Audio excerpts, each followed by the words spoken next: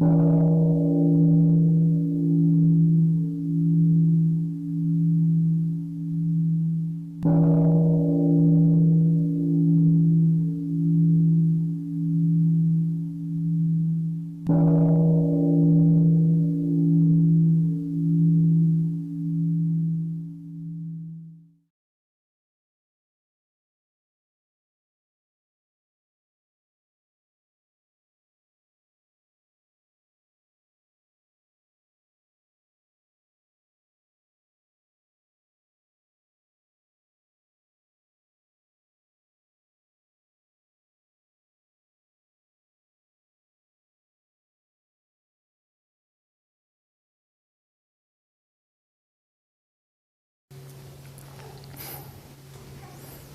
morning, dear friends. Today is the 7th of October in the year 2012, and we are in the still water meditation hall, Upper Hamlet. Today is the first day of the fall retreat. The second day of the fall retreat.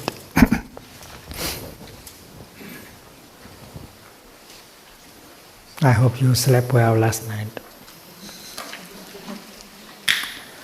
46 years ago, I was invited by Cornell University in Ithaca, New York, to come and give a series of lectures on the situation of Vietnam.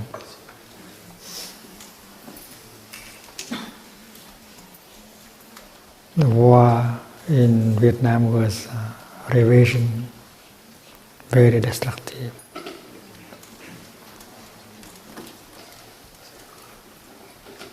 And many of us in Vietnam did not want the war to go on. But we did not have the right to say so. The majority did not want that war to go on.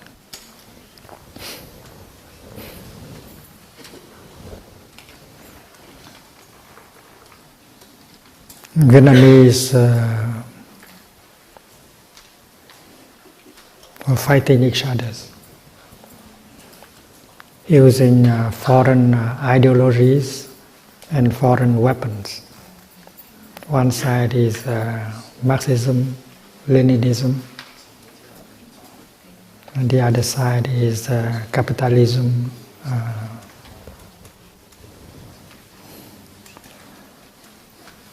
anti-communism. So we imported ideologies from the outside, and we also imported weapons, deadly weapons from the outside.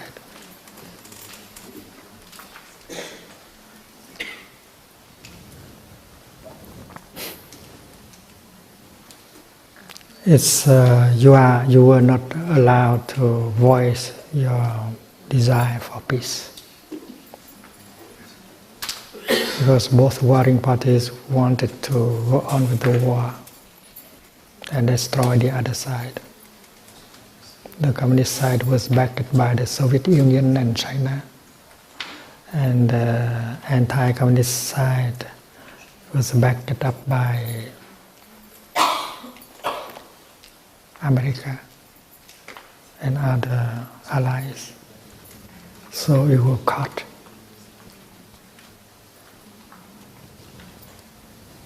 There was a peace movement in Vietnam, but underground. Because you risk your life if you speak out about peace.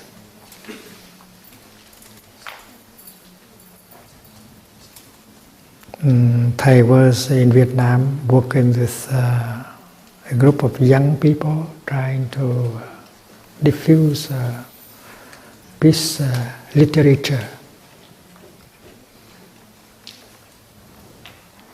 Thầy wrote anti-war poetry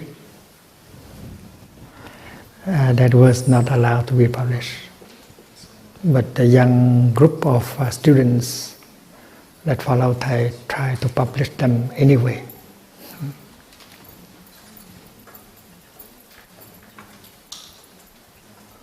The title of the book of poetry is Let Us Join Our Palms and Pray. So the dove, the white dove, peace will appear in our country.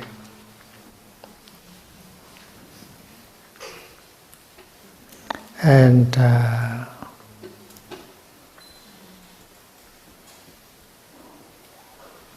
the book of poetry is sold very well underground, and you risk being arrested if you have one copy. And also Thầy wrote a book calling for the cessation of the hostility, and the title of the book is Lotus in a Sea of Fire. That book was also published by Hieu and Wang in New York.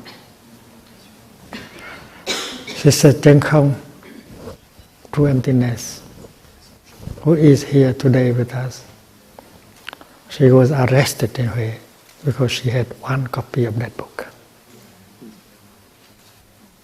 We just wanted that we do not want the war to go on. We want reconciliation.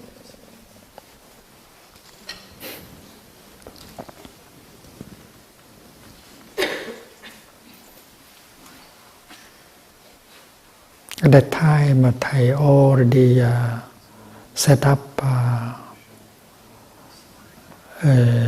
Institute of Higher Buddhist Studies, also a university, Buddhist university called Van Han University, and the School of Youth for Social Service is to train young workers to help rebuild villages that have been destroyed by the bombing, and organize, set up refugee camps, new village, in order to help people to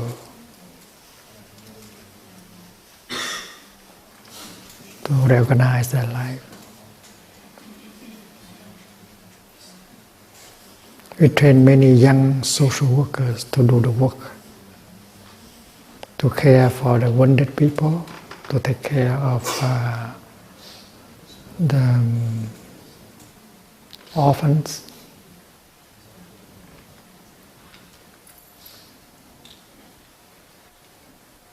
And we also organize pilot villages where we teach, we taught peasants how to organize themselves in matters of health, education,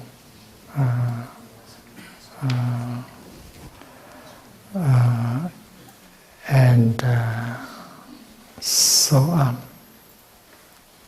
So we train young social workers, among them young monks and nuns and lay people, very dedicated to the work of peace and reconstruction. And many of our workers during the time of service were kidnapped, eliminated by warring parties.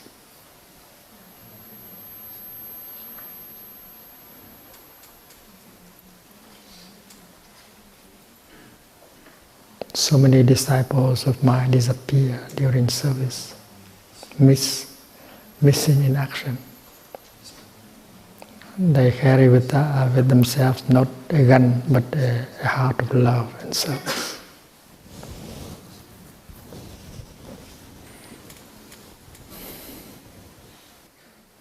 And they assassinated many of our social workers.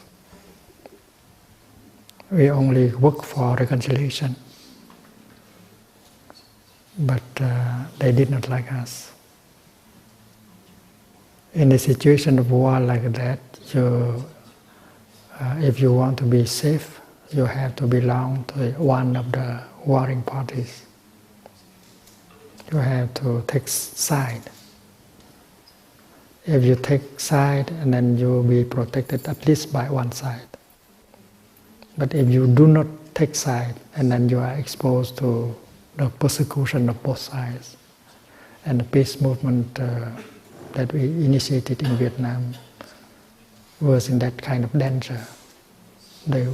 We were persecuted by both sides. And there was a lot of suspicion that we are working for the other side. One day they came to the School of Youth for Social Service and attacked us. We are only social workers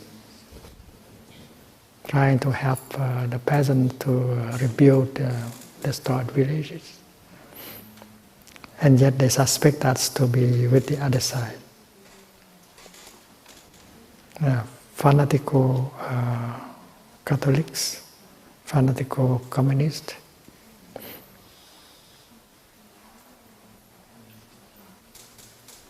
That day they came and they killed a number of our social workers in the School of Youth for Social Service. And they threw a grenade into my room.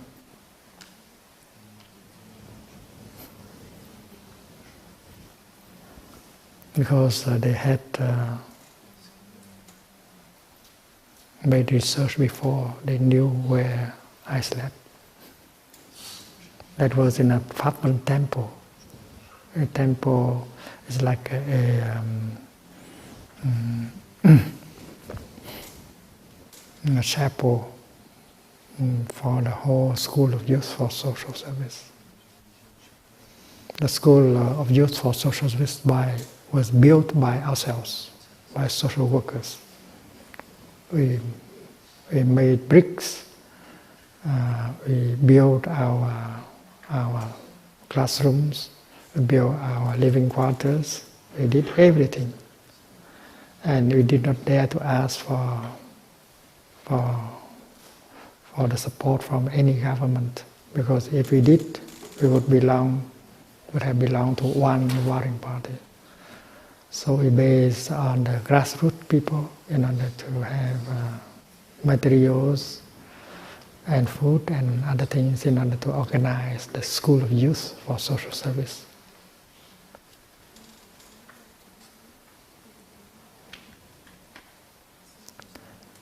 So that night they threw a grenade into my room. Fortunately, I was not there. I have left one day before for the United States of America to give a series of lectures in Cornell University. Otherwise, I would not be here today.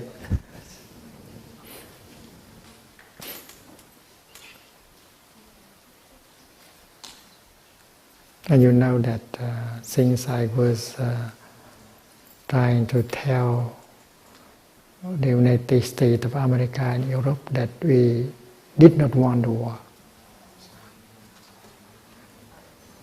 trying to speak for the majority. That is why the government did not allow me to go home after the tour.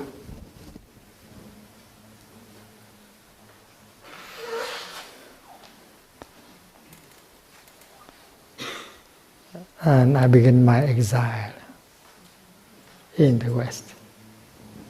40 years of exile.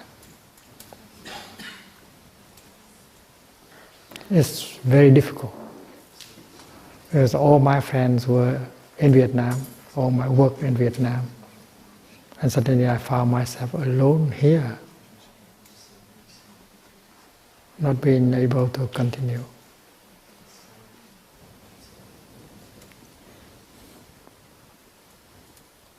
So with my practice, I try to survive, try to make new friends, and try to share my practice of meditation.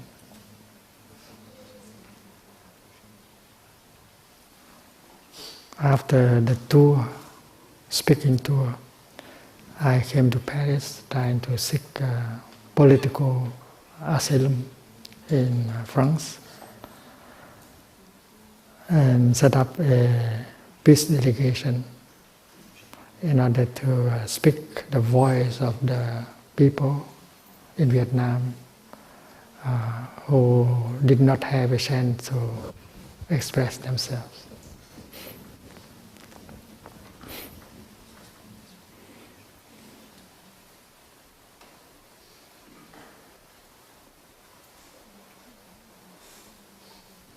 We did not have a place large enough in order to do sitting meditation. So we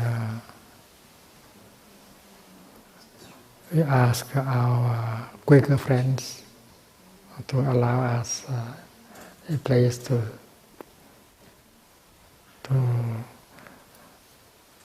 practice sitting meditation. There's a Quaker center in Paris, Rue Vaugirard.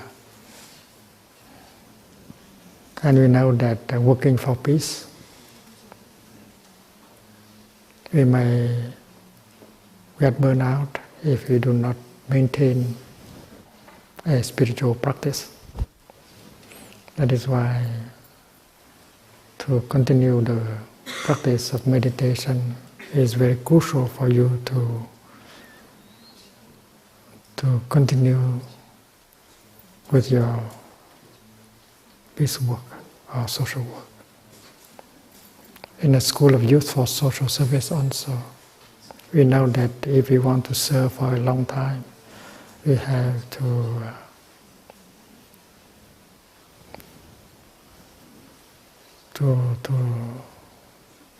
get a spiritual dimension in our daily life.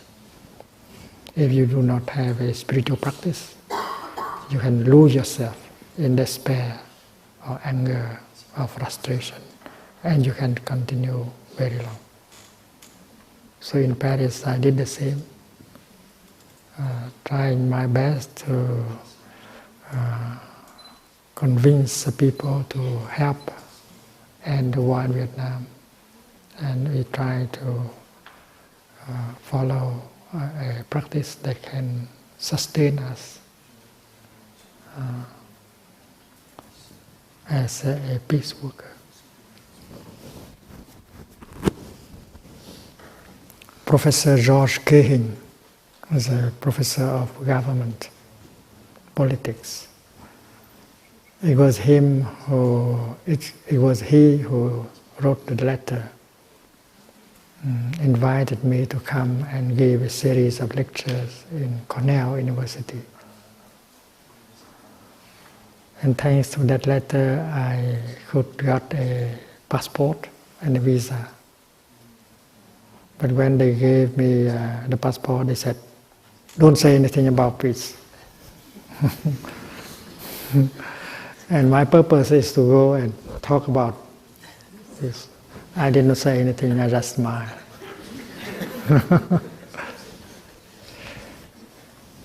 That's 1966. Many of you had been born. And I was still a young monk.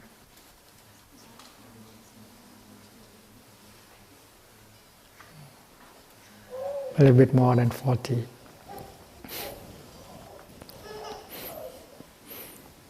And Professor Cahin offered me hospitality. I stayed in their house, very beautiful house. And one day he asked me, "Thầy, what do you do when you practice sitting meditation?"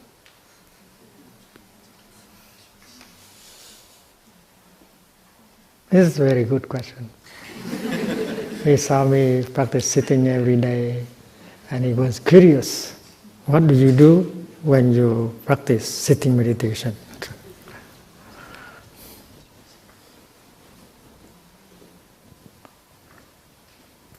It means that sitting meditation is doing things. But in fact, sitting meditation is not doing things. Sitting is a kind of being and not doing. You sit in such a way that peace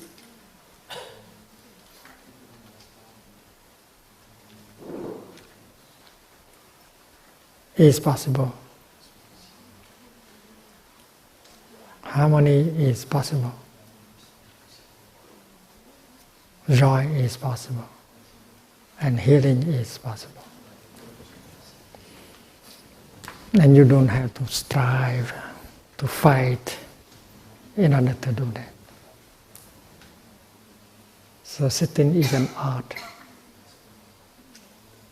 Sitting should not be hard work,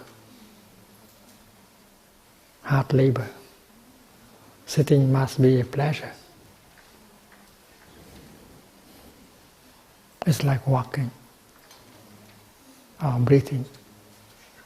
If you suffer when you practice mindful breathing, if you suffer while you practice mindful walking, your practice is not good. Your practice should be pleasant. The practice should bring healing, transformation and nourishment. Not in the future, but right during the time you practice. So sitting, if you know how to sit, you get the healing during the sitting. You get the nourishment during the sitting.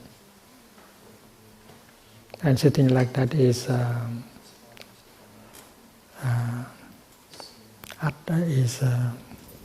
privilege, because many of us do not have the privilege of sitting. Remember Nelson Mandela, the president, ex-president of South Africa. When he came to Paris for the first time, visiting the French President François Mitterrand, the press asked him many questions. He had been in prison for a long time.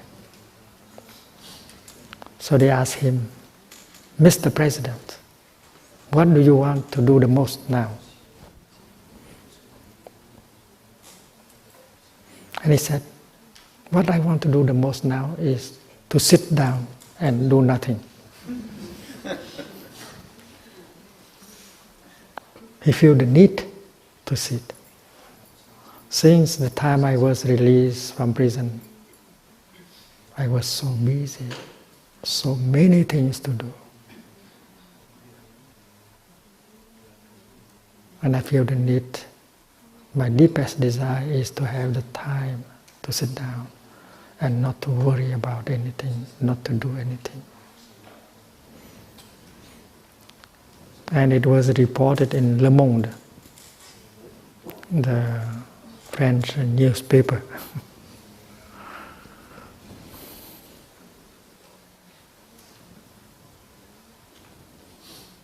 And when they read that interview, they had some reflection. All of us need the time to sit down and do nothing. But sitting down and do nothing is not that easy, because you are used to be doing something always. Without doing something, you cannot stand it, you cannot bear it. It has become a habit. So sitting and doing nothing is a challenge. and that is sitting meditation. So sitting is an art.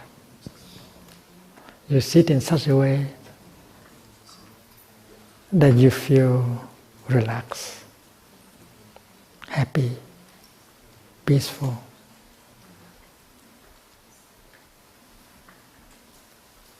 There's no need to do anything at all. You are not pulled away by a project, a desire to do something.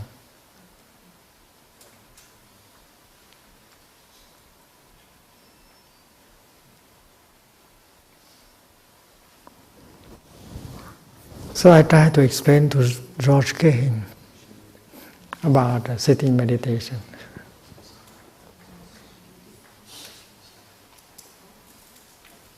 It's not much, it should not be described in terms of doing something when you sit, but being, how to be. And you do that not only with your mind, but also with your body, because mind and body are connected to each other in such a way that you cannot take mind out of body and body out of mind.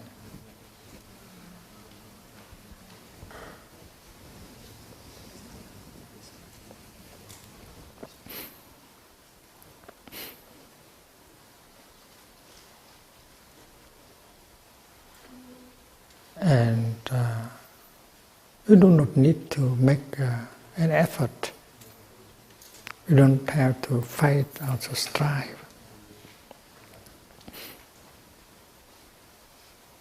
And that is, it is an art rather than labor. A labor. If you happen to become aware that you have a body, that is not something so difficult.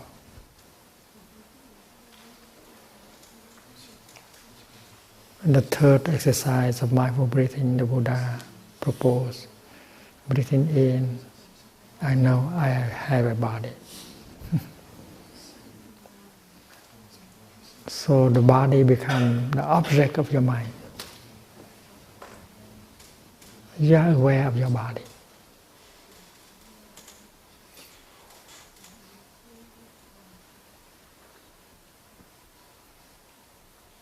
In our modern time, sometimes we spend 2 hours or 3 without computer. We are completely lost, and we completely forget that we have a body.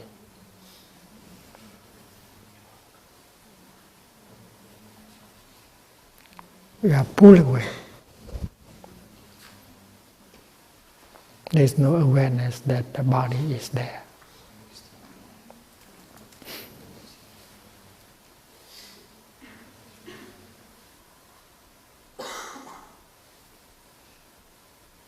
Many of our brothers and sisters here in Plum Village, they program a bell of mindfulness in their computer. Every quarter of an hour, the bell sound. And when the bell of mindfulness is heard, you stop working, you stop thinking, you go back to your in-breath, you breathe in, and you get in touch with your body. When mind is not with body, you are not truly there to live your life.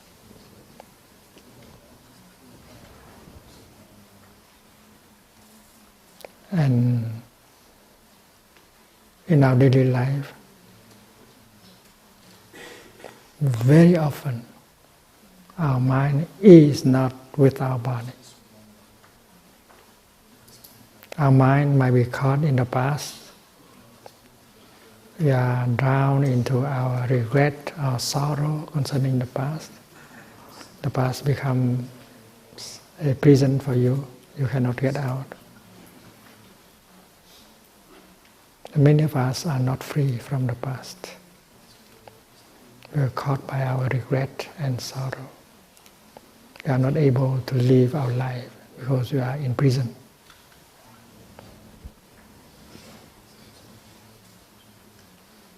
So breathing in mindfully might pull us out of the past so that we can be free to be with our body. Because when mind and body are together,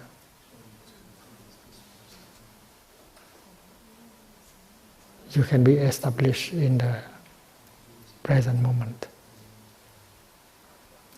If mind and body are not together, you are not in the present moment, in the here and the now. And life, real life, is available only in the present moment. Because the past is no longer there, and the future is not yet there. Life and all the wonders of life can be found only in the present moment. So one mindful in-breath may be enough to pull you out of the prison of the past. Bring your mind back to your body so that you can come home to the here and the now, where life is available. And you can touch the blue sky, touch the rain, touch the cloud, touch the trees, touch the songs of the bird. And the first thing you touch is your body. And the third exercise of mindful breathing proposed by the Buddha is breathing in, I'm aware of my body, of the existence of my body. It's so simple, and you don't have to strive, to fight in order to do so. And it can be very pleasant too, because breathing in can be very pleasant. When you do not have asthma, when your nose is not stuffed, and then breathing in the fresh air can be very pleasant. Breathing in, I enjoy breathing in. And breathing in, I'm aware that I have a body. So that is not hard work.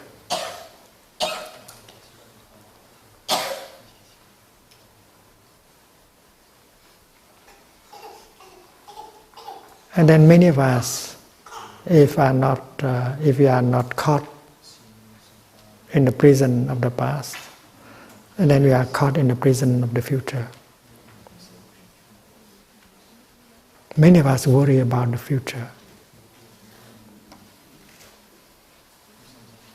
We don't know what will happen to our future. So we spend our time to worry about the future.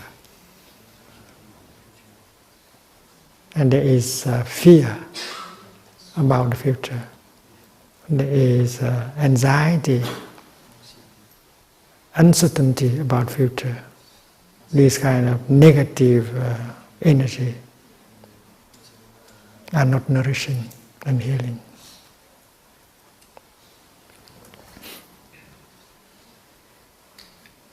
And most of us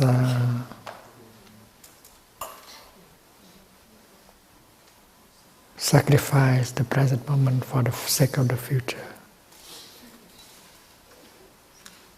Many of us are good to prepare for the future, but are not good to live the present moment. We can prepare for the future, but we are not capable of enjoying the present moment.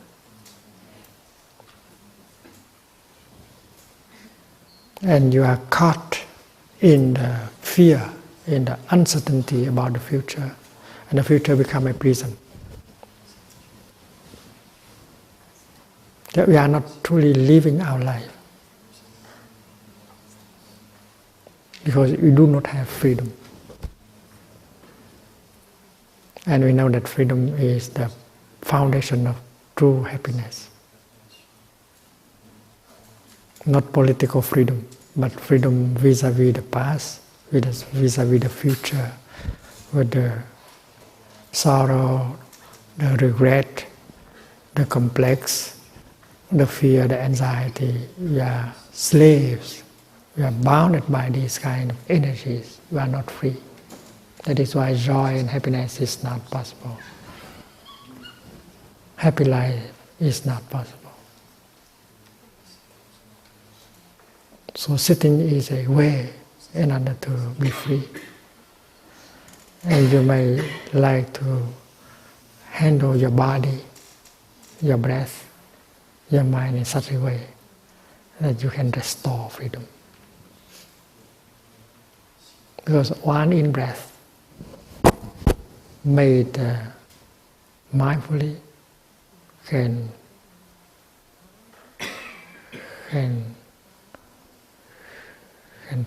pull you out from the prison of the past and the future. Just become aware that you have a body. And you smile to your body. Help you to be fully present in the here and the now, so that you can live your life deeply.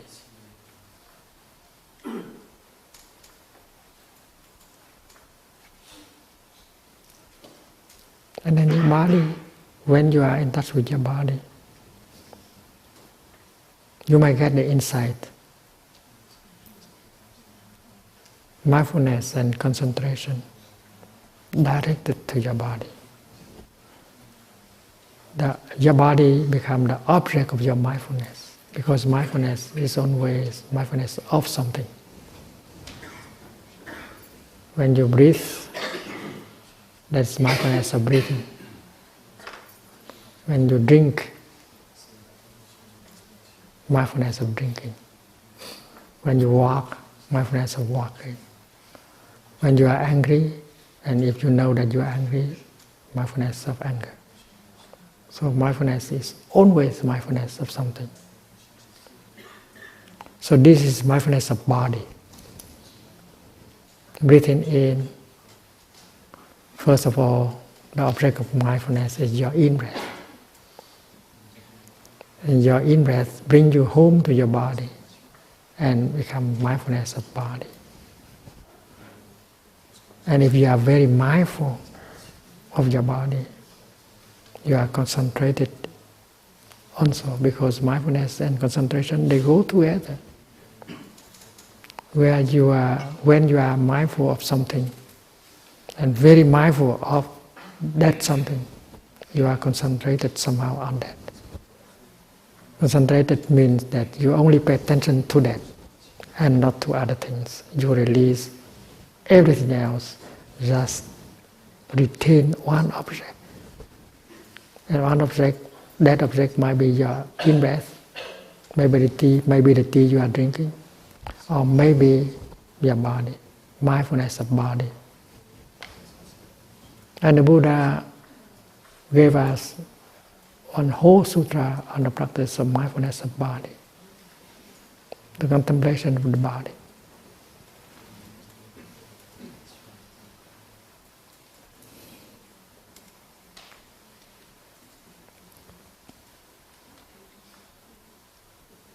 And when you are mindful of your body, and you are truly concentrated in your body, you may find out easily and very quickly that your body is a wonder, is a mystery.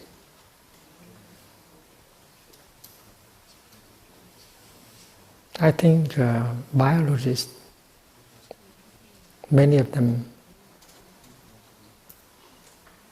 are capable to see that our body is a wonder. It's so well organized.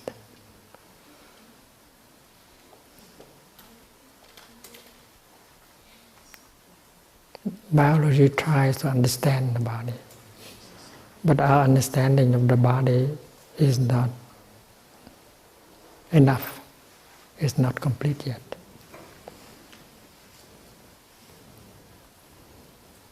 It's a wonder. And you possess a wonder. Your body is a wonder.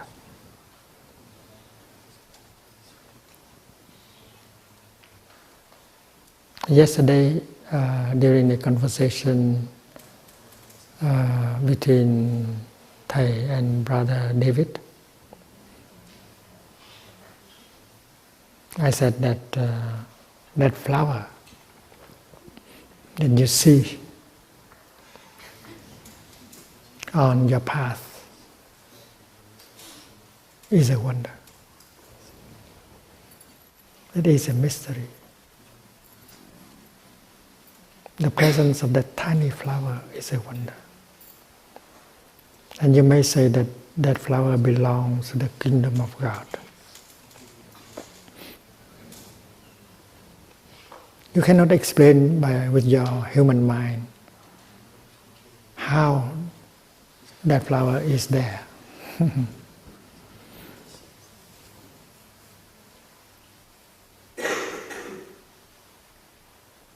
If that flower does not belong to the kingdom of God, where should it belong to?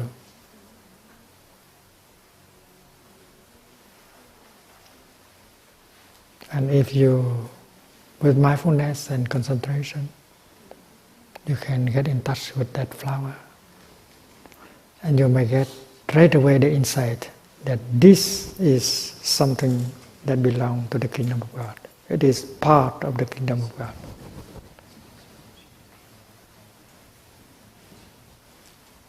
And if you can really touch that flower, you touch the kingdom in the here and the now.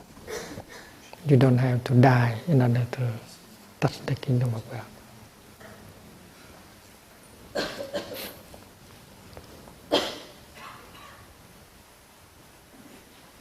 And if the kingdom of God is available, because not only that flower belongs to the kingdom, but this plant also belongs to the kingdom. And your body also belongs to the kingdom. Do not have any complex. Your body is a wonder. It is a mystery. You cannot explain with your speculative mind.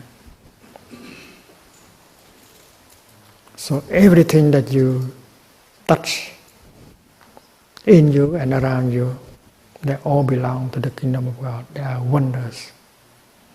Not only the lotus flower is a wonder, but the mud that helps to produce the lotus is also a wonder. Without the lotus, there would not be, and without the mud, there would not be the lotus.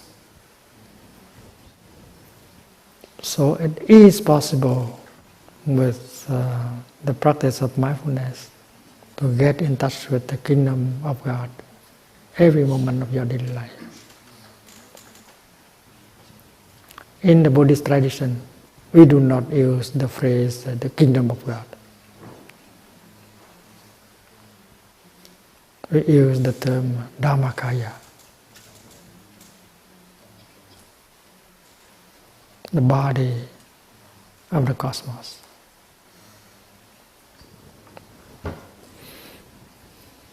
Or we use the word suchness.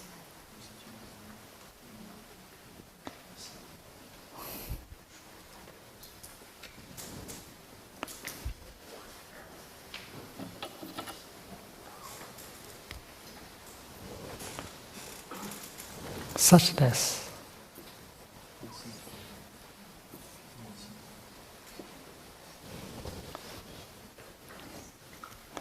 Suchness, tathata.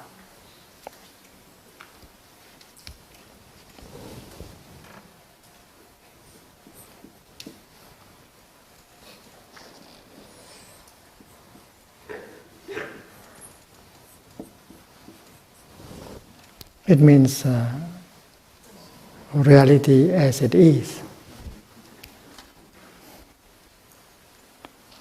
The ultimate reality. Reality as it is. You cannot describe reality as it is in terms of being or non-being, good or evil, birth and death. Because these are notions. These are mental categories that are not capable of describing the ultimate.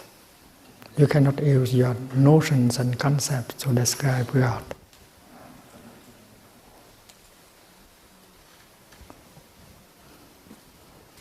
And we have a good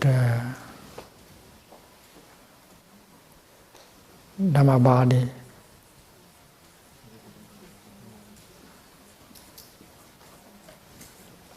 Pháp thân. Chân như Pháp thân.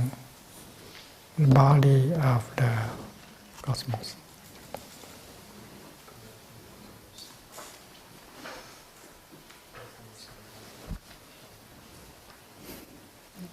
And sometimes we use the word nirvana.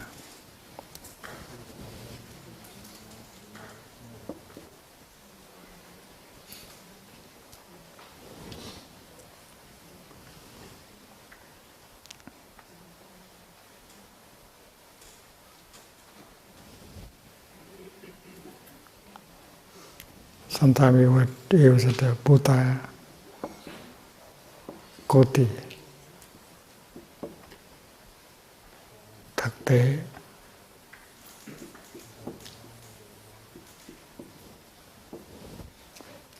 The many words. We do not use the word God or kingdom of God, but they are equivalent. So the flower, the cloud, the rain, your body are expression, manifestation of the wonderful suchness, of the wonderful Dhamma body, of the wonderful Nirvana.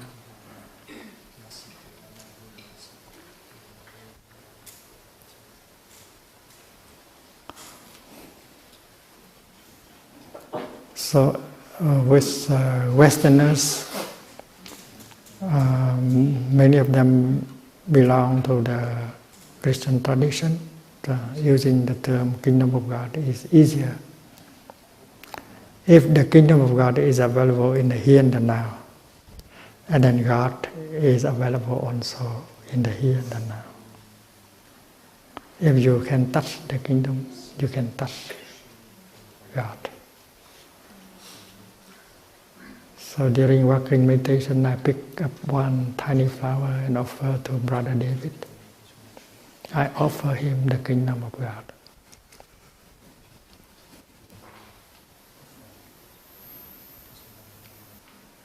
And with the energy of mindfulness, concentration, powerful enough, you can touch the kingdom of God in everything. Not only in the lotus, but in the mud. Because in the kingdom of God, there is no discrimination.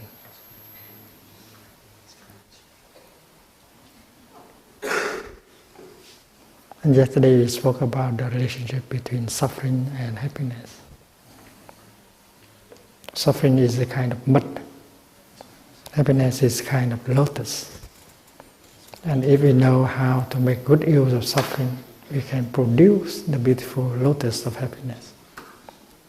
So everything inside of you and around you can be a manifestation, can be seen as a manifestation of the kingdom. The kingdom is available 24 hours a day. The problem is whether you are available to the kingdom. You are caught in the in the prison of the past, in the prison of the future of your worries, so you cannot touch the kingdom. It's not that the kingdom is not available. It is you who are not available to the kingdom, because you do not have freedom. And the practice of mindfulness concentration help you to get out of the prison in order to touch the kingdom. The kingdom, if the kingdom is available 24 hours a day, and God is available 24 hours a day, now you don't have to die in order to see God. It may be too late. You have to be very alive in order to get in touch with God. And to be alive, you should have that energy in you, energy of awareness, mindfulness, concentration. And these energies are in you. You can generate the energy of mindfulness, concentration, and insight. When you drink the tea, you can choose to drink it in mindfulness. It means that with mindfulness and concentration, when you breathe in mindfully and bring your mind home to your body, and then you are established in the here and the now, and you become fully present in the here and the now, and you become fully alive in the here and the now. Just one in-breath. No hard labor. And when you are real, fully present, and the tea you hold in your hand become also real. And drinking tea in that, you are drinking in the kingdom of God.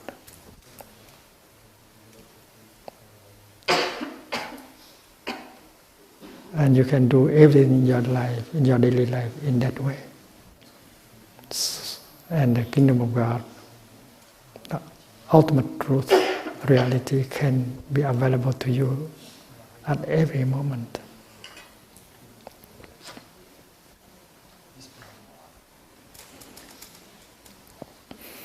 Sometimes we despise our body, we hate our body.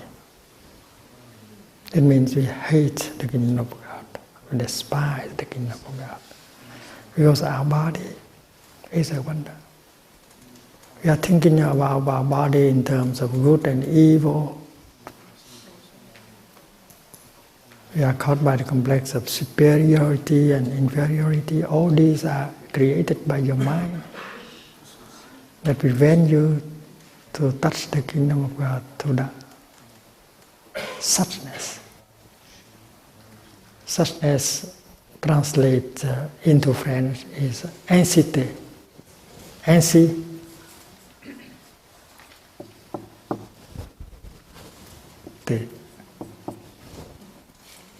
things are what they are.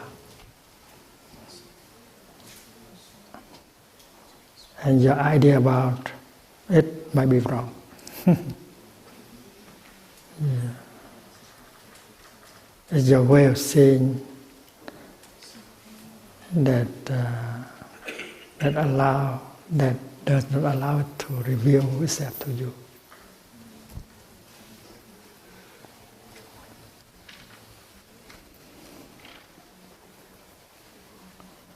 So the first exercise of mindful breathing is breathing in. I know I am breathing in. Breathing in, I know that this is an in-breath that I produce, I enjoy. We breathe all the time, but not mindfully. But when you bring your attention to your in-breath, that's called mindful breathing. And your in-breath becomes the object of your mind. the only object of your mind. You forget everything else. You release everything, worries, projects, regret, everything. So just breathe in mindfully, and you become a free person. It takes 3 seconds or 4. Just breathe in and focus your attention only in your in-breath. And you release the past, the future, your worries, your projects. So one-minded mind, one-minded thing. Ekagata, one-pointed mind. And we used to think too much. So breathing in is not thinking. The word breathing in, I know I am breathing in, is not a thought. This is a practice. And you don't have to use the word. You just focus your attention on your in-breath. And you breathe in, and you focus all your attention on your breathing. And it may be pleasant too. And if you enjoy your in-breath, and you feel wonderful, you you touch the wonder of life. And one in-breath, even if it is short as 2 or 3 seconds, can produce a miracle, can bring you insight, understanding. You may breathing in mindfully. You may discover the truth that you are there, you are alive. Because someone who is already dead does not breathe in anymore. And since you are breathing in, you know that you have a body, you are alive. And that is already insight. That is already awakening, enlightenment. Please do not think of enlightenment as something far away that you will get after 10 years of practice. No. Enlightenment can be immediate, because the energy of mindfulness carries within itself the energy of concentration and enlightenment. Look at this logo. Smriti, Samadhi and Prajna. Smriti is mindfulness. Mindfulness is the energy that allows you to be there in the here and the now. It allows you to know what is going on in the here and the now. And every one of us is capable of generating that energy. That is a holy energy. When you breathe in mindfully, you are a holy person, and I can call you your holiness.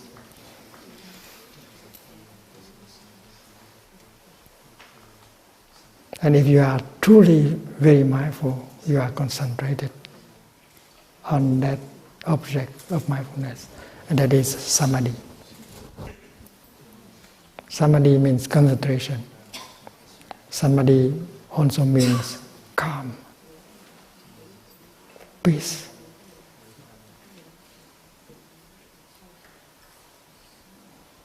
And when the energy of smriti and samadhi are there, the energy of prajna, which is wisdom, enlightenment, deep vision, insight, is available also. It can just happen like this. Breathing in, you get enlightened.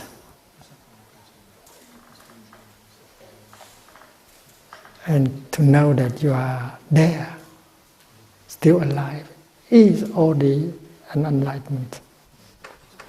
It's not something far away. It's not wishful thinking, hope for the future. Enlightenment is available, may be available in the here and the now, if smriti and samadhi are there. So breathing in 3 seconds mindfully, you enjoy breathing in. And the energy of mindfulness allows you to get inside that, I'm there, I'm alive. The fact that I'm here, sitting here, making steps on this beautiful planet is a wonder. And you touch the kingdom of God. And breathing in mindfully can set you free. Freedom. Freedom is possible. You know, if you are to make a decision, you are forced to make a decision. And sometimes you have to make it quickly. There's a deadline.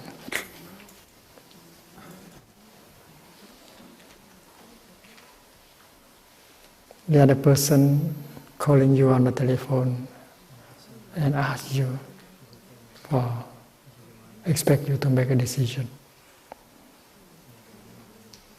And if you are caught by the regret or the sorrow about future, if you are caught by the energy of fear, uncertainty, and you are not free. And in that situation, your decision cannot be a good decision. Because your decision is conditioned, influenced by your fear, your anger, your uncertainty, your sorrow. This is not a good decision. So don't make a decision. Breathe in first. Breathe in and you release all these past and future, you become freer. And there will be a variety of decisions available to you, and you can make a better decision. Breathing in, releasing all these feelings that can influence you, you become free. And the decision you make is a better decision. It makes a big difference with mindfulness, concentration, and insight. Your decision will be more compassionate, intelligent,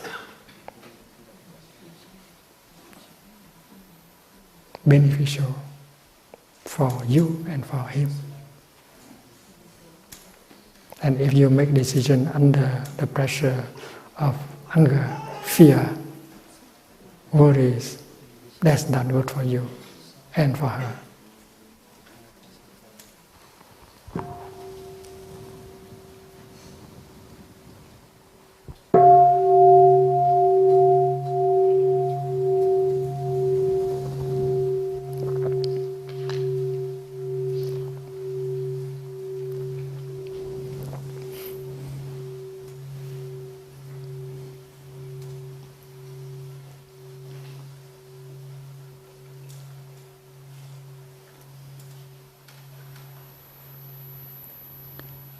The practice recommended by the Buddha may look very simple. He tried to make it simple so that we can put into practice. Breathing in, I know I am breathing in. That's mindful breathing. And you can do it at any time. You don't have to go to the meditation hall and sit down in order to do that. While you are washing the dishes, you might like to enjoy breathing in and out mindfully and be yourself and enjoy dishwashing. When you drive your car, why don't you practice mindful breathing, mindful smiling, and make the driving pleasant? When you take a shower, when you cook your breakfast. And it can only bring you more joy and happiness and life, true life. Because if you are really there,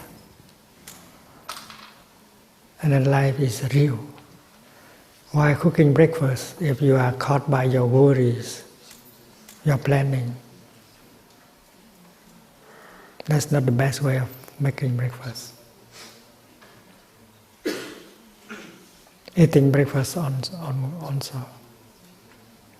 Mindfulness and concentration help you to enjoy every moment of breakfast making. When you open the water tap, mindfulness tells you that water has come from high up in the mountain. Water has come from the depth of the earth to your kitchen. That is a wonder. So you enjoy water. And when you wash your face, your hand, allow your fingers to be in touch with the cold, refreshing water. The feeling is very pleasant. And when you wash your eyes with that fresh, cold water, it can be very pleasant. You cherish the fresh water and you cherish your eyes. You have an eye, you have two eyes, still in good conditions. So many wonderful things. And that is possible thanks to mindfulness. Mindfulness is a source of happiness. You recognize that so many conditions of happiness, so many wonders of life are available, refreshing and healing. And mindfulness is not something you have to ask from a God. Mindfulness is something you can generate by just walking, breathing, or doing anything. Mindful driving, mindful dishwashing, mindful walking, generating energy of mindfulness.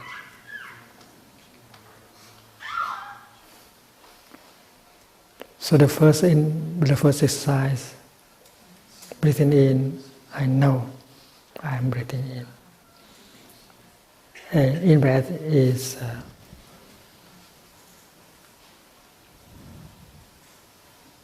happening.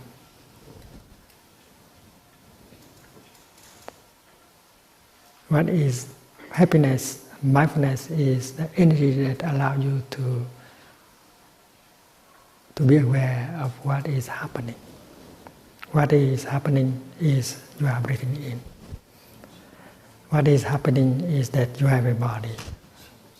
What is happening is that there is fresh air available.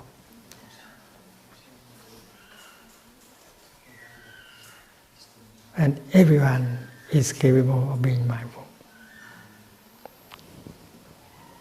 The second exercise is breathing in. I follow my in-breath from the beginning to the end. Suppose this is the length of your in-breath. 3, 4, 5, 6 seconds.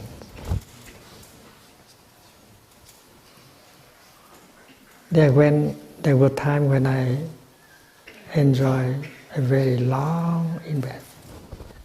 It may last 12 seconds.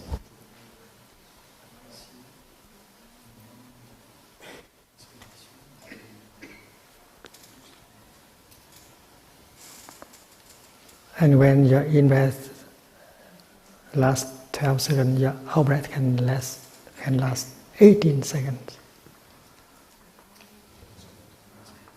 So in 1 minute,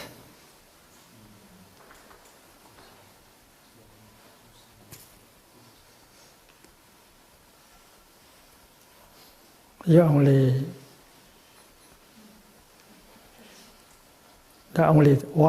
2 in-breath and 2 out-breath. Deep breathing with your belly. It helps bring a lot of oxygen into your body. It helps bring out the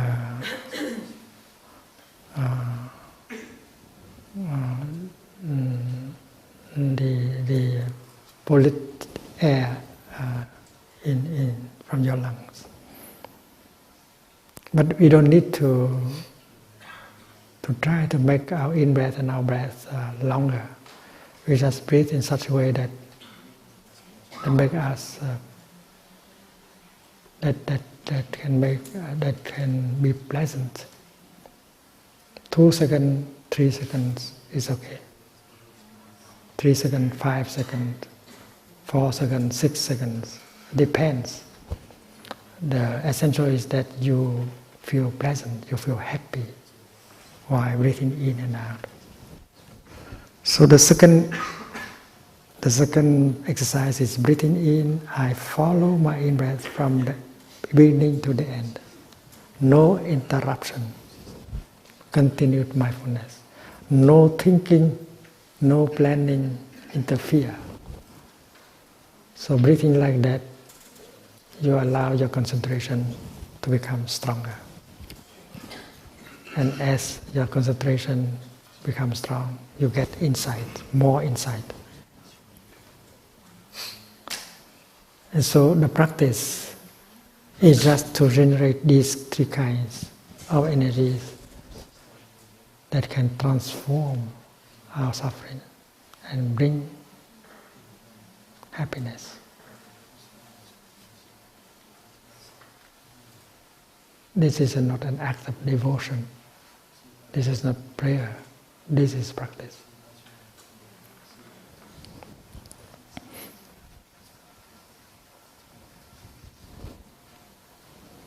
And the third exercise, you already know. Breathing in, I know I have a body.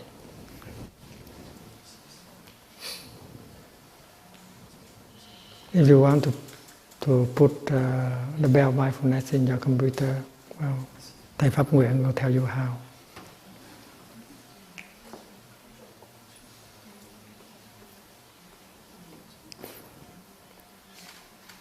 You know, in Plum Village, every time the clock play music, every quarter of an hour, we stop talking, we stop thinking, we stop eating, and we just go back to our body and we enjoy.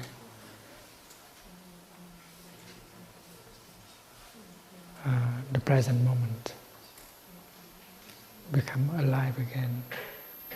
If we have lost our awareness during time of eating lunch, mindfulness helps us to be aware of 2 things. The food that we eat, which is a gift from the cosmos. In the Christian tradition, the bread is the body of Jesus Christ. In this tradition, the bread you hold in your hand is the body of the cosmos. Everything in the cosmos is in there. Wind, rain, cloud, sunshine, everything has come together in order to produce that piece of bread you are eating. And if you chew your bread, mindfulness, you are in touch with the whole cosmos. You are not alienated. You are not isolated anymore.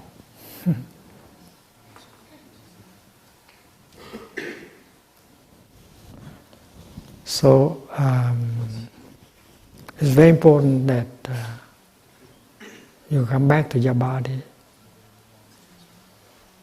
and you touch that wonder of life, which is your body.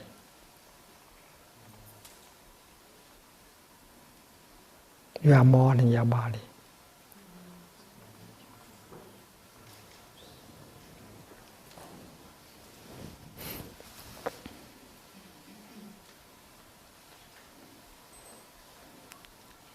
And the fourth exercise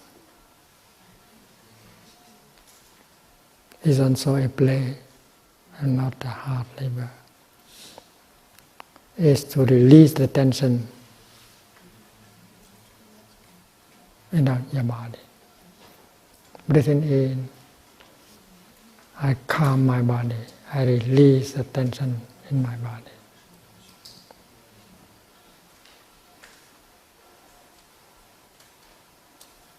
And that are the things that we do in,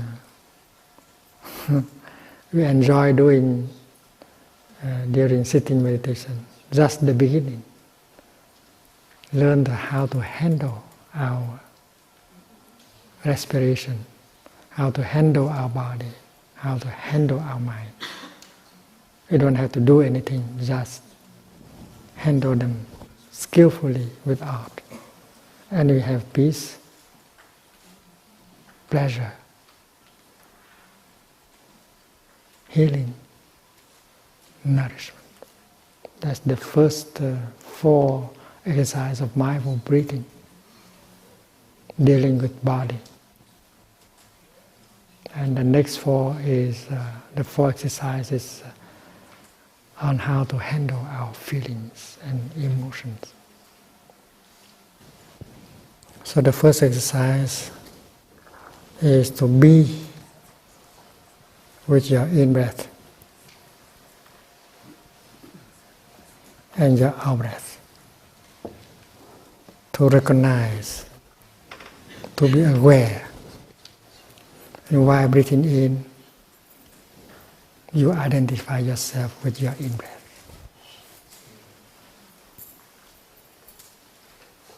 The one who breathes and the breath that is being breathed are one. And you enjoy. You are your own breathing. There's no distinction anymore between you, the breather, and the breath. You cannot take the breather out of the breath, and you cannot take the breath out of the breather. And that may be also another insight that can happen during your practice of mindful breathing. This is me who is doing something like a breathing. That is not the best way of saying it. The best way is there is a breathing going on.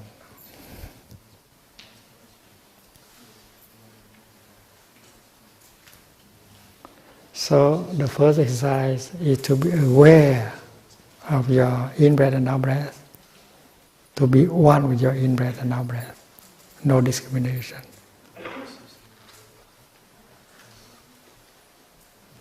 The second one is to follow your in-breath and out-breath all the way through. And that is pleasant also. So let us learn the habit of being happy while breathing in and out. Whether you are sitting on the grass, or driving your car, or washing your dishes, enjoy your in-breath. There are reasons why you can enjoy your in-breath. You are alive. You have enough conditions of happiness. And dishwashing is something wonderful.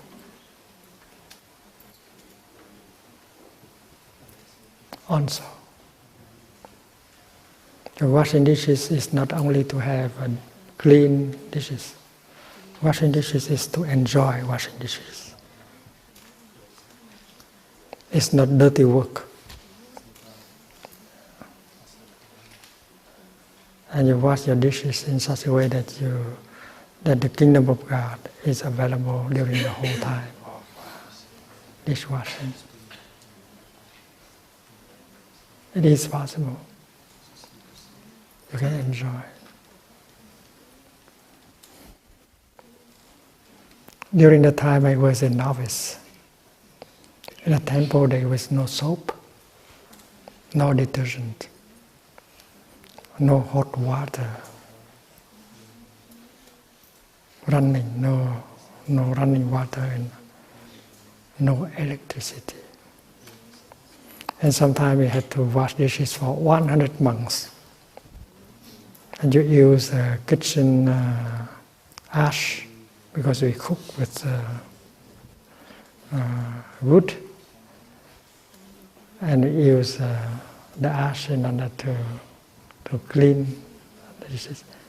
Every time the novices are prepared to wash the dishes, they have to heat water, especially in winter, so that they have warm water to wash the dishes. And they use ash, and then the coconut, the coconut fruit, there's a skin outside. We use it in order to scratch and make it, the pan and the pot clean. We also did not have toothbrush. We clean our teeth with areca fruit. Areca and betel, areca fruit and betel. Many of us chew. It's good for keeping your teeth strong and healthy. Now there are still chew betel. They kind of leaf together with that kind of nut, and when they spit, it is red. And it is equivalent to chewing betel. Is like chewing gum. You chew and chew and chew in your exercise.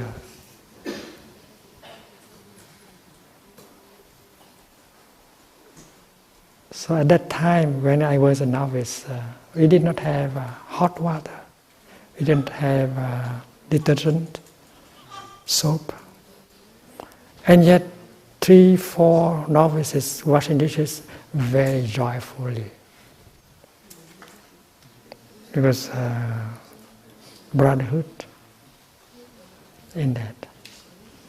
I remember we did not have enough wood to cook. So we brought some rake to the hills, pine trees, and we gather the pine needles and make a big heap.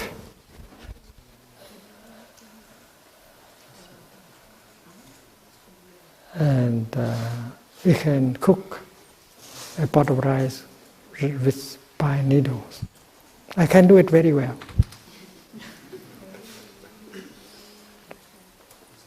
Sometimes you bring pine needle and I will make a demonstration to cook. So happiness does not depend on the outside. It depends on our way of looking at things. You suffer because of your way of thinking, your way of seeing. So if you just lost your job, you know that you can still be happy. There's other ways of living.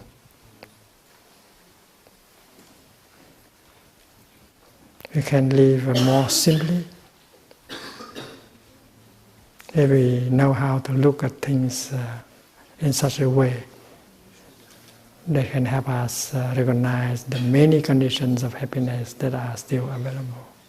You know, in the world there are so many areas where there are no water. They have to go 5 kilometers in order to fetch some water. And that is not the best kind of water. And we are very lucky. We have many things, many good things And yet we suffer. We suffer much more than these people who are poor, who do not have enough resources. So to follow your in-breath and out-breath can be very pleasant. It develops your concentration. Concentration, samadhi.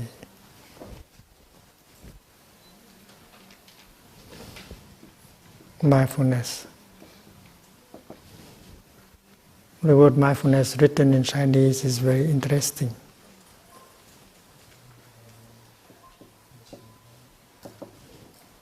The upper part means the present moment. And the lower part means mind. Your mind go home to the present moment. And get free from the past and the future, so that you can live that moment of your life deeply and touch the wonders of life that can heal, that can nourish. It's so simple. The third exercise, aware of body.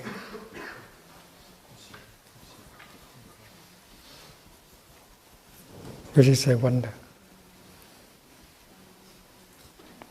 And maybe you have accumulated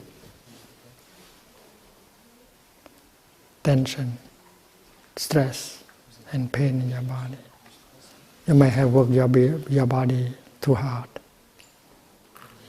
You run after something else, and you do not take care of your body. You have not been kind, compassionate to your body.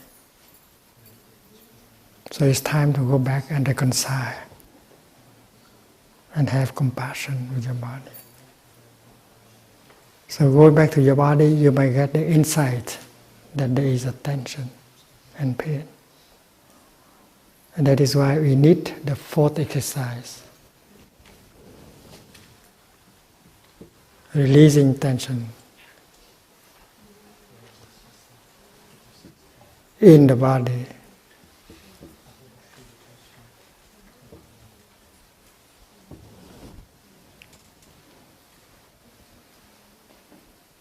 And this is a direct teaching from the Buddha. 16 exercises of mindful breathing begin with 4 dealing with body. If you allow the tension to be accumulated, the healing will be difficult.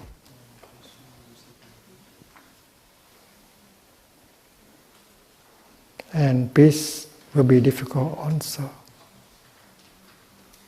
So we have to take care of ourselves, we have to love ourselves.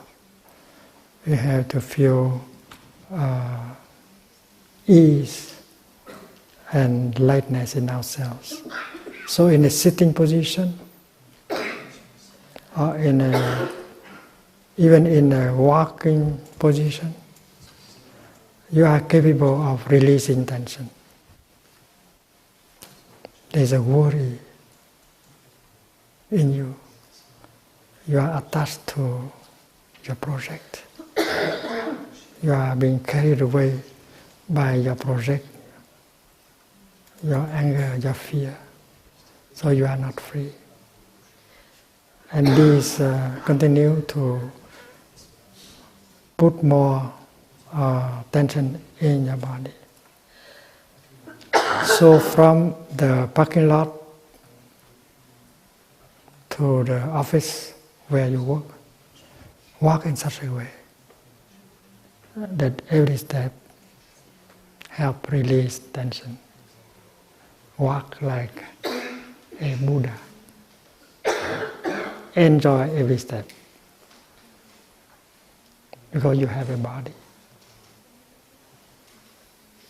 And you know that the miracle is not to walk on thin air or on burning charcoal.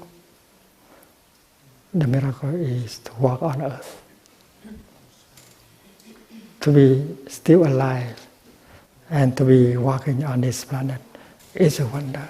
And if you don't enjoy every step, that is a waste.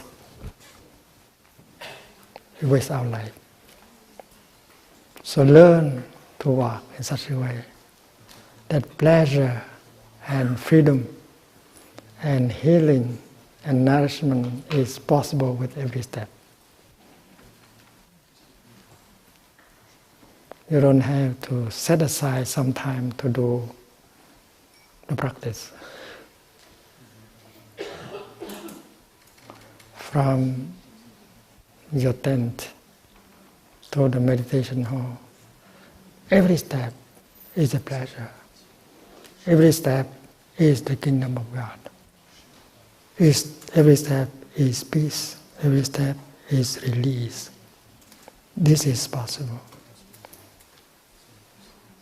And if your mind chooses to do it, you can do it. And if you live in a community where there are many people who know how to do it, and then you can profit from the collective energy. And you can do it easily. Looking at a brother walking, he is in the kingdom of God.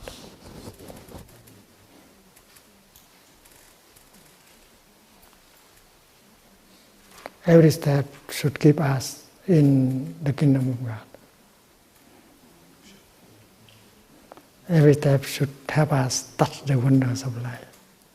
Otherwise, we waste our life. What have we done with our life? How have we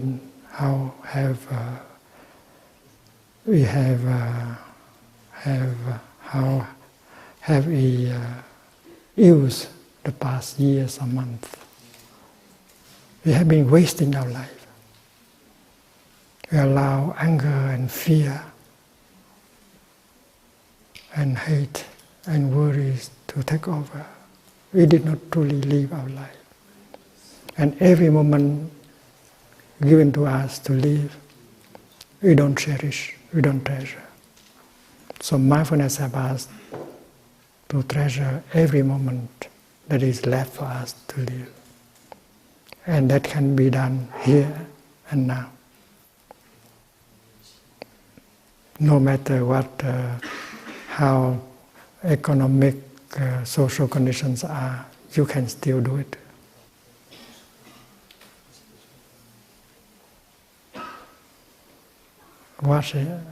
Walk in such a way that you become aware of the contact between your foot and the ground, Mother Earth. Mother Earth is holding you. Mother Earth is in you. You can surrender to her. She has the power to heal you. Have trust in Mother Earth.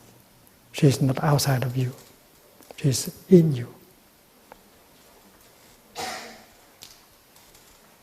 Why don't you pray to Mother Earth? Mother Earth is not the environment only. Mother Earth is the mother of all Buddhas, all the saints, all Bodhisattvas. And you are a child of Mother Earth. Trust her. Surrender yourself to her. Allow her to heal you.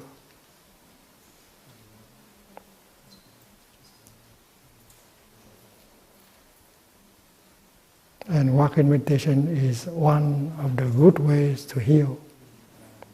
And every step can be healing.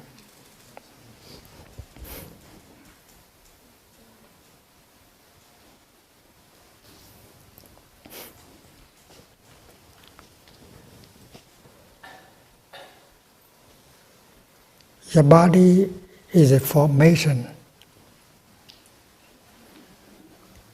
Formation is a Buddhist term, a technical term. Samskara.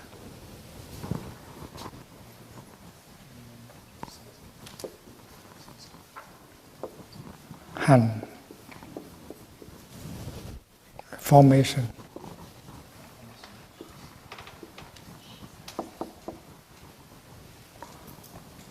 Samskara may be translated by phenomena, things. This marker is a formation. It is made by many things. It is a formation. A flower is a formation. When you look into a flower, you see the flower is made of many things. The earth, the seed, the rain, the sunshine. Something is being formed by many things, called a formation.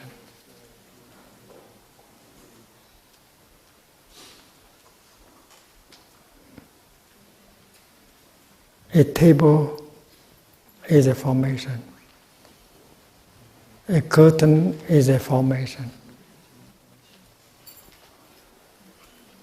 Conditioned thing. Your anger is a formation. Your anger is made of wrong perceptions and things like that. It's called a mental formation. And your body is a physical formation. This marker is a physical formation.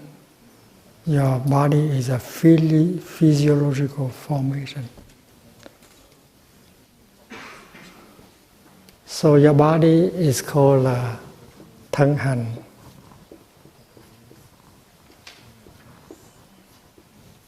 Body formation. A formation that is called body. So calming the body formation.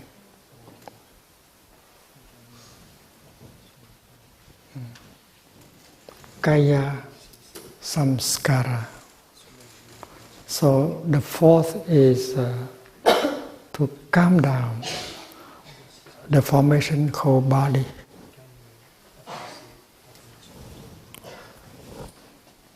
So in the original Chinese,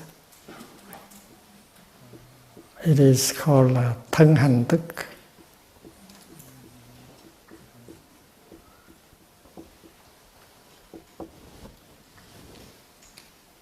The formation called body. Tức means to come down, to stop, to give it a chance to rest.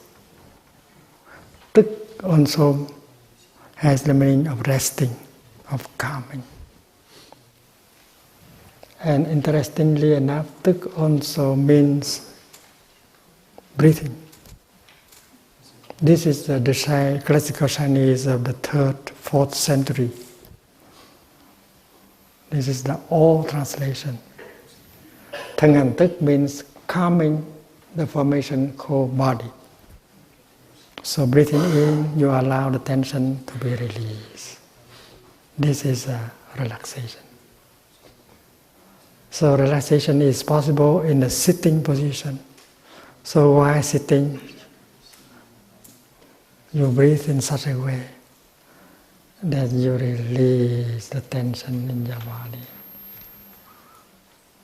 in the muscles. There are hundreds of muscles on your face. And when you are afraid, when you are angry, there's a lot of tension in your face. And you look into the mirror, you can see the tension in your face. But if you know how to breathe in and smile, you release all the 300 or more muscles on your face and you look much better, more beautiful. So in the car, there is something that they can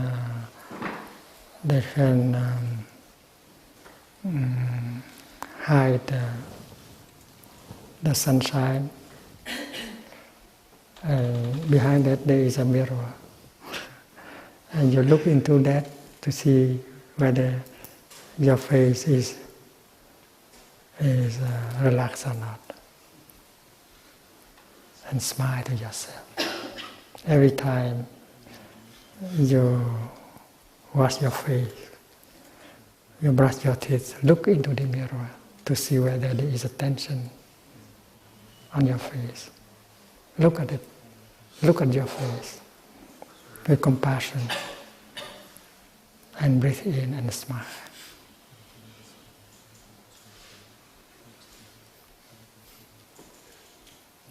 And the other person will appreciate your presence more, because your presence now is more fresh, more pleasant, more beautiful. Release the tension. So in the sitting meditation, you allow the muscles on your face to be released, on your shoulder, especially on the shoulder. When you make so much concentration, it's stiff here. So allow it to release. And there are many Dharma teachers, especially Sister True Emptiness, can offer you a session of total deep relaxation in the lying position.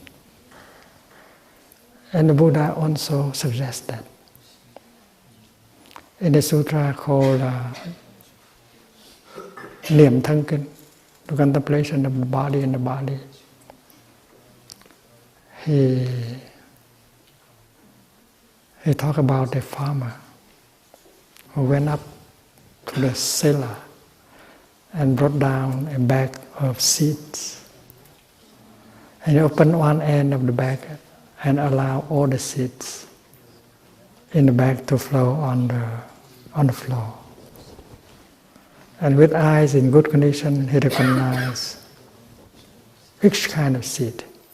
These are the seed of corn, these are seed of mung beans, these are seed of kidney beans, and so on. And he recognized all kinds of seeds that are on the floor.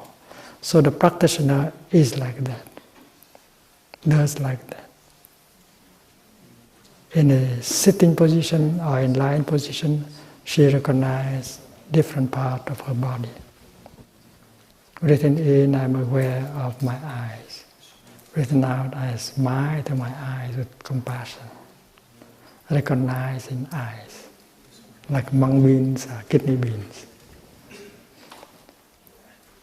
And you go from the hair on your head to your toes, to your so heels. And you pass in review all part of your body. You go down to heart, lungs, kidney, small intestine, and so on. You go down. It's like scanning the body. Not with the X-ray, but with the ray of mindfulness. And you need 15 minutes in order to go through your body. And you smile, recognize and smile to every part of your body with compassion. And allow them to relax.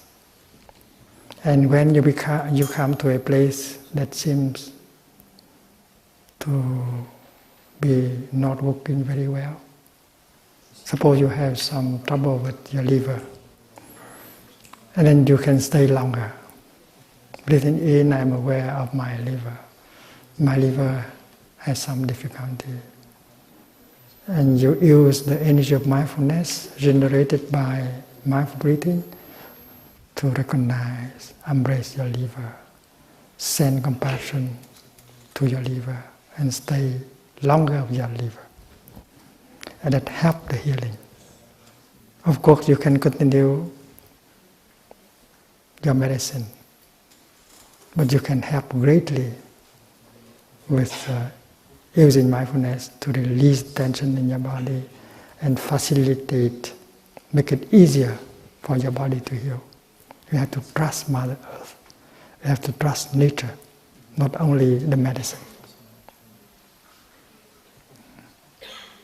And that is why the fourth exercise is very necessary for healing. It favorizes. It gives conditions for. It allows the body to heal more quickly. And all these things are not hard labor. They can be very, very pleasant. So why we are together as a Sangha, let us support each other with the practice. And we can begin right here and right now. The healing, the transformation, the nourishment can be possible with every step, with every breath. Our time is very precious. And we can enjoy the practice. We do not say, I practice in order to heal, to get the healing in a week or so. Because the healing should take place right during the practice, not 1 week later. The moment when you breathe in mindfully and enjoy your in-breath, the healing already begins. And let us support each other. We do not use our time in order to talk about politics and other things like that, but to be aware of the many conditions of nourishment and healing that are available in the here and the now. This is a very good environment for us to do so. So the teaching of the Buddha is not to abandon the present moment and hope for something in the future like nirvana, like enlightenment.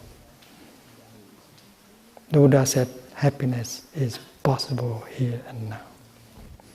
That teaching is ignored by many Buddhists. Drista Dharma Sukha Vihara.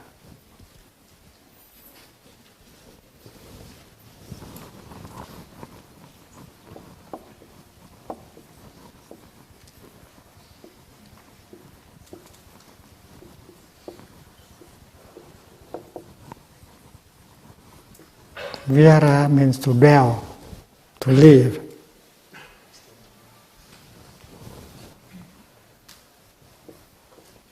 Translated as cư or trú, to live, to dwell. Sukha, happy, happily. And dukkha is happy, is suffering, but sukha is happiness. Drista Dhamma is what happening in the present moment.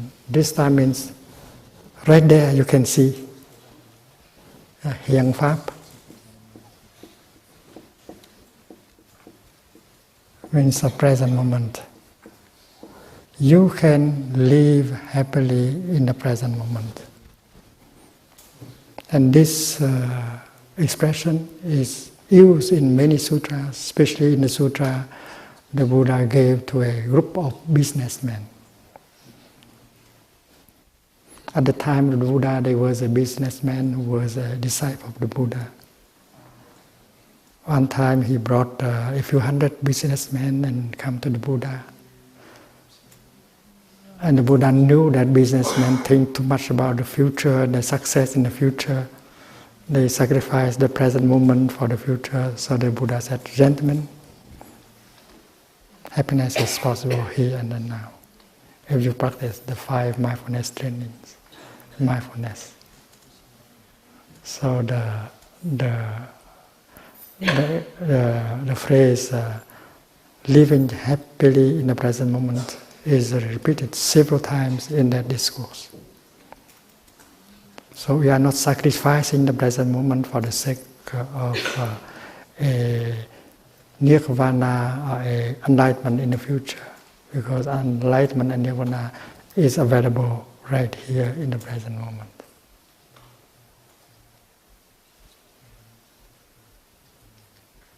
And when we practice together, we support each other.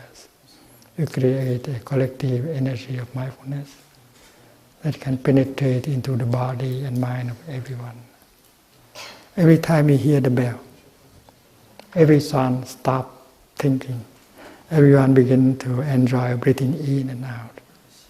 And that simple practice generates a very powerful energy of mindfulness and peace and healing that can be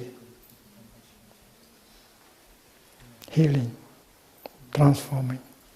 And that is the advantage of practicing together. You profit from the collective energy, because there are many of us in the Sangha know how to breathe in happily and to feel happy in the here and the now, just by breathing and sitting there